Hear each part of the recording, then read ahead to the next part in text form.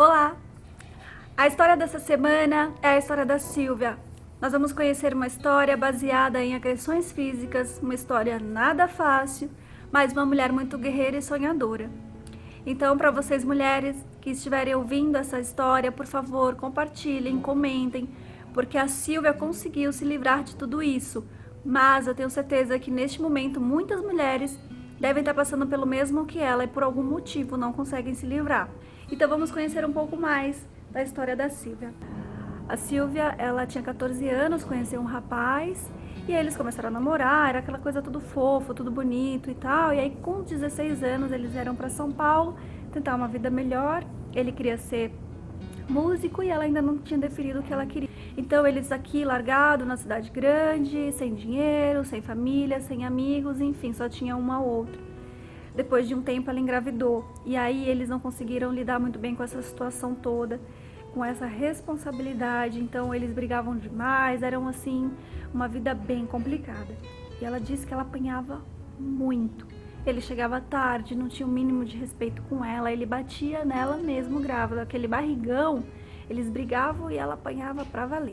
Então ela disse que foi uma situação muito difícil para ela, porque ela não tinha com quem contar, ela não tinha um amigo, ela não tinha família, então ela se submetia àquilo por também estar grávida, então ela não tinha para onde ir. E aí ela levou isso até o final da gestação, teve o bebê, 21 dias depois ela voltou a trabalhar. Claro que ela teve muitas complicações nesses 21 dias.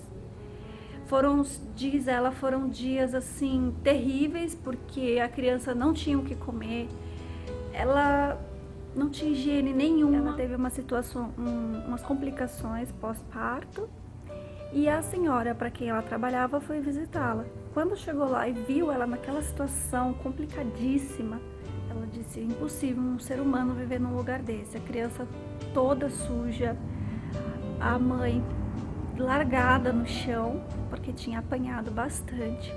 Daí ela perguntou: o que você dá para essa criança? Ela disse: eu dou água com açúcar, porque eu não tenho leite, eu não tenho nada. Realmente a dona Emília, no qual ela é grata até hoje, se comoveu com aquela situação e falou: não, você não vai ficar nessa casa, vamos para lá, eu cuido de você.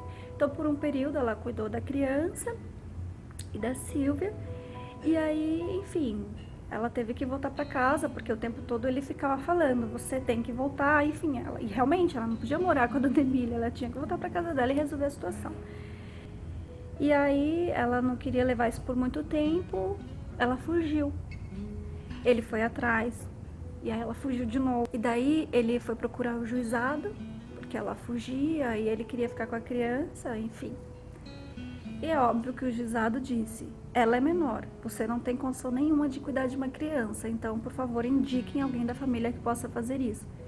E aí indicou a sogra dela, né? E aí 10 anos se passaram, a Silvia seguiu a vida dela, conheceu outra pessoa, construiu um casamento, teve mais um filho, se reestruturou e 10 anos depois foi buscar a criança.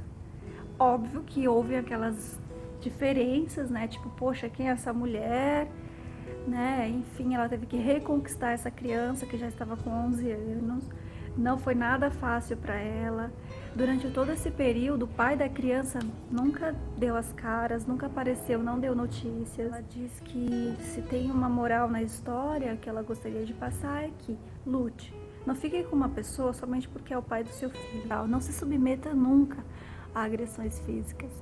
Viver baseado nisso é um fracasso.